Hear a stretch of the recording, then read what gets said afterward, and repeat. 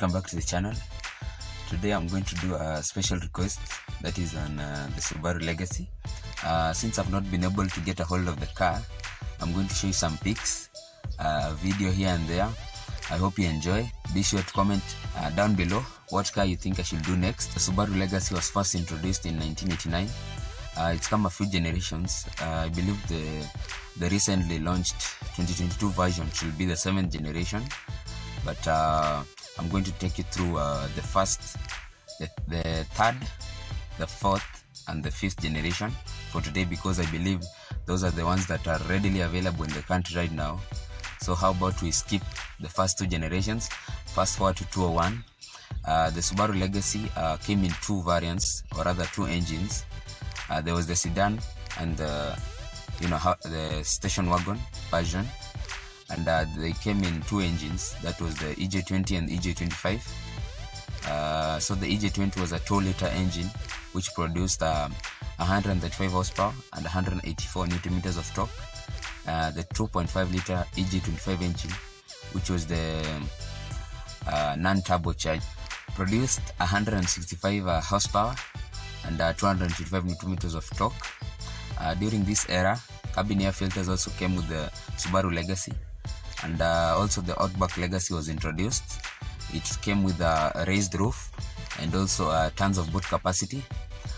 So moving on to the next generation, which is the 203 to 209 Subaru Legacy, which most of you are familiar with. So this Legacy came with two engines, the EJ20, the EJ25 as well. But this time it came with a turbocharged engine that was pulled directly from the WRX STI. This meant that it produced more horsepower. The figures were 276 brake horsepower and 373 Newton meters of torque, while the EJ20 2-liter engine produced 165 horsepower and 184 Newton meters of torque. During this period, Eyesight, which is a collision avoidance feature, came with the Subaru Legacy. Basically, it's your common day cruise control, which prevented you from colliding with the vehicle in front of you. And this was a huge deal because in Japan Car Awards, Subaru was able to win an award because of this feature.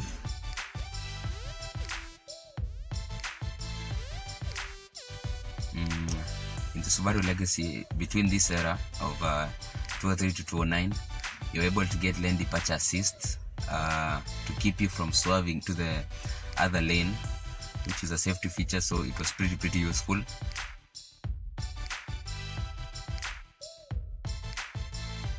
Moving on to the next generation, which is the 209 to 2014 Subaru Legacy.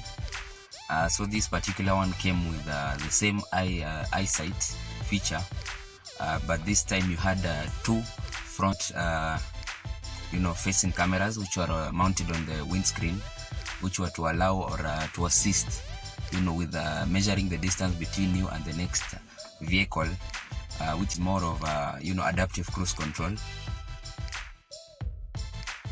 During this era, most of you know this because the EJ25 engine stopped being produced in Japanese manufactured Legacies, which came to Africa. So now they are known as FA or FB. FA is for the turboed engine and FB is for the non-turboed. So the EJ20 engine came with 175 horsepower and 273 Newton meters of torque. The 2010 Legacy came with a multifunctional steering wheel, paddle shifts, an upgraded infotainment system, and you also got rear climate control AC. So during this era, majority of the Subarus changed, and most of them became competitive in the market. You also got 526 liters of boot capacity. Fuel consumption ranged between 7.6 liters to 10.6 liters per 100 kilometers, depending on highway or urban driving.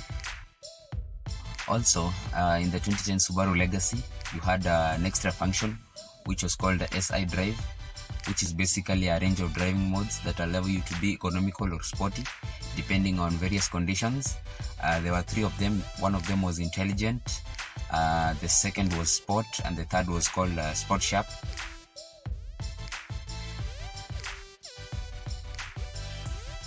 Before we wrap up, I'm going to show you a little clip of the 2022 Subaru Legacy.